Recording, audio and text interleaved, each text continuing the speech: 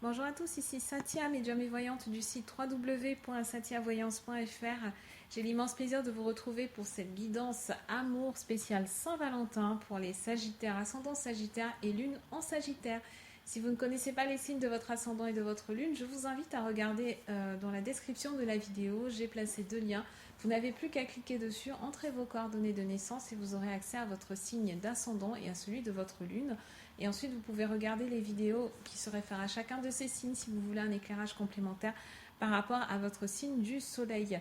Comme pour le taroscope d'ordre général que je vous invite aussi à regarder. Donc cette lecture est une lecture générale qui s'adresse vraiment à tous les Sagittaires. Si vous avez des questions complémentaires par rapport à ce tirage, je vous demanderai de bien vouloir me citer les cartes, s'il vous plaît. Donc il y a deux options. Soit vous voulez un éclairage complémentaire, mais à ce moment-là, eh bien, il sera relatif aux cartes que je tire pour vous. Donc il me faut les cartes quand vous m'écrivez.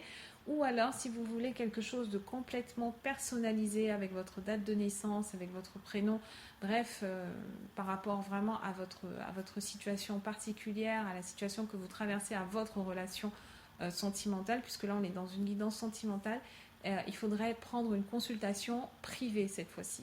Donc ça se passe à la même adresse, pour rappel, satiavoyance@gmail.com. Avant de commencer, bien entendu, je vous souhaite, amis Sagittaires, une excellente Saint-Valentin.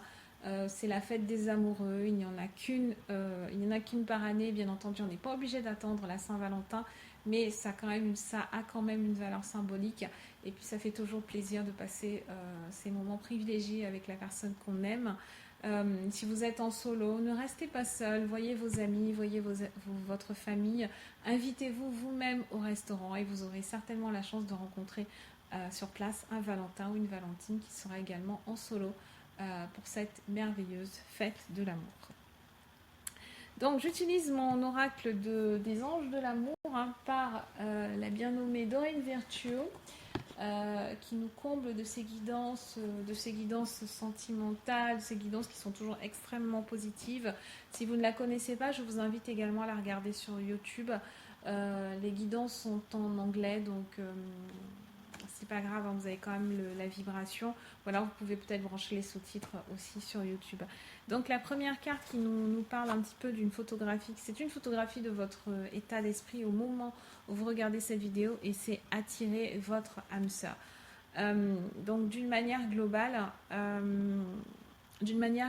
amis Sagittaire, ce tirage me parle beaucoup des personnes qui sont célibataires, justement, parce qu'on a une carte de manifestation qui nous dit d'attirer votre âme sœur, qui nous parle vraiment de visualisation. Je vais vous donner l'intitulé exact de la carte, c'est prière, affirmation et visualisation vous aideront à trouver votre âme sœur. Par âme sœur, bien entendu, ne comprenez pas quelqu'un qui va forcément rester avec vous jusqu'à la fin des temps. Comprenez plutôt que c'est une personne qui est... c'est votre chéri, tout simplement. Voilà, c'est votre Valentin.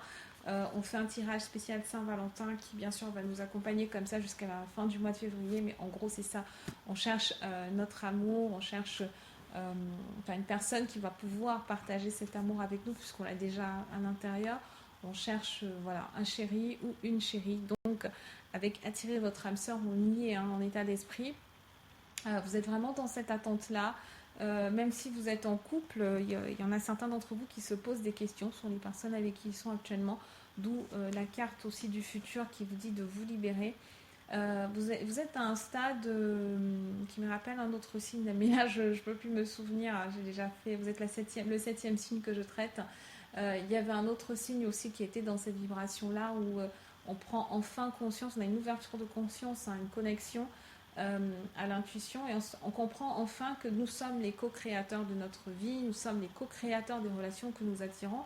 Donc si vous voulez changer vos relations, vous devez d'abord changer qui vous êtes à l'intérieur de vous-même, et vous devez faire l'effort de définir exactement qui vous voulez avoir dans votre vie, qui vous voulez attirer, et ça sous-entend également avoir la force de dire non à certaines personnes, parce que ce n'est pas toujours par manque de choix que les gens sont célibataires, mais par volonté propre, par volonté personnelle, par besoin de développement personnel, par un respect de la sensibilité de chacun. Donc vous êtes exactement là-dedans, vous avez une certaine sensibilité, vous savez plus ou moins quelle est l'énergie dans laquelle vous voulez vous retrouver, quelle est l'ambiance dans laquelle vous voulez vous retrouver, et, et pour ça vous êtes prêt quand même, vous êtes prêt à prendre le temps qui sera nécessaire. Ensuite en contre on a l'aspect espiègle, donc ça signifie que clairement ami Sagittaire vous recherchez plutôt quelque chose de sérieux. Le côté espiègle, le côté on flirte, on joue, on se taquine, etc. Pour vous, ce mois-ci, ça va 5 minutes, mais ce n'est pas du tout ce que vous allez rechercher et ça va vite vous lasser. Bien entendu, on ne vous demande pas de renoncer définitivement à tout fun, à tout jeu. La séduction est toujours une histoire de jeu, c'est toujours une affaire de jeu. Mais là, le côté jeu dans le sens infantile, dans le sens immature, c'est pas vraiment, c'est pas du tout ce que vous voulez. Donc voilà. Néanmoins, c'est en blocage, donc c'est vraiment ça, c'est qu'il faut faire la différence. Il faudra que vous fassiez la différence entre ne pas tomber dans le côté psychorigide, dans le côté ennuyeux aussi, garder une part d'amusement, tout en restant focalisé sur ce que vous voulez au final, hein, tout en restant focalisé sur le résultat final. Dans le passé, nous avons un nouvel amour. Et ce nouvel amour, pourquoi est-ce qu'il est dans le passé? Peut-être que vous venez de rencontrer une personne, voilà,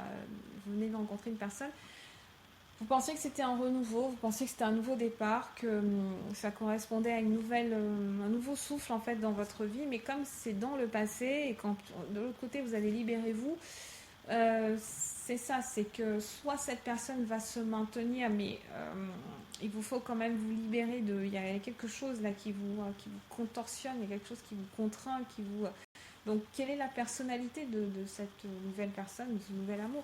Est-ce que c'est quelqu'un qui vous permet de vous accroître, de vous épanouir, de vous étendre? Ou alors est-ce que c'est quelqu'un qui met beaucoup de pression sur vous? Est-ce que c'est vous-même qui vous mettez la pression? Qu'est-ce qui se passe exactement? Soit vous avez rencontré quelqu'un dans un passé proche et vous étiez déjà en couple, à ce moment-là, c'est libérez-vous de votre relation existante si elle ne vous apportait plus aucune satisfaction, si c'était stérile. Et si vous êtes déjà en couple et que vous avez rencontré une nouvelle personne et que cette personne vous fait vous sentir étriqué, vous fait vous sentir dévalorisé, diminué, tout ce qui est en contraction, c'est que ce n'est pas la bonne personne et qu'il faut absolument lâcher prise. Il y en a d'autres parmi vous qui vont se retrouver dans une situation de séparation, de divorce, etc. Et il y a des choses à régler par rapport à la famille, par rapport aux enfants. Parce que l'éclairage sur Libérez-vous, c'est traiter les problèmes familiaux aussi. Donc, il y a c'est un petit peu emmêlé ce mois-ci. Mais la bonne nouvelle, c'est que vous savez où vous allez. Il y a quand même un capitaine à bord, hein. Il y a quand même une guidance qui est là. Vous savez, vous avez déjà pris votre décision. Vous savez ce que vous voulez faire. Vous savez où vous voulez aller. Vous allez utiliser la magie. Vous voyez, dans le cirque d'enfermement, c'est une licorne qu'il y a.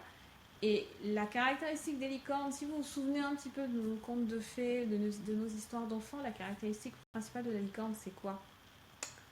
Et oui, c'est qu'elle a des ailes. Donc vous n'êtes pas obligé de rester enfermé dans ce cirque, enfermé dans cet enclos. Vous pouvez utiliser vos ailes. Souvenez-vous de ça, amis Sagittaire, vous avez des ailes. On retrouve également la thématique des ailes dans votre première carte qui est le symbole de votre état d'esprit, donc attirer votre âme sœur. Utilisez votre magie, amis Sagittaire. Ne vous laissez pas enfermer par des peurs, ne vous laissez pas enfermer par des restrictions. Autorisez-vous à vivre, autorisez-vous à découvrir de nouvelles expériences.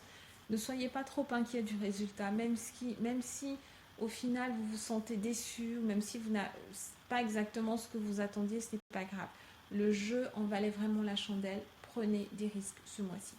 Voilà ce que j'avais à vous dire, amis Sagittaires. Je vous souhaite encore une fois une excellente Saint-Valentin. Amusez-vous, profitez-vous, aimez et je vous dis à très bientôt.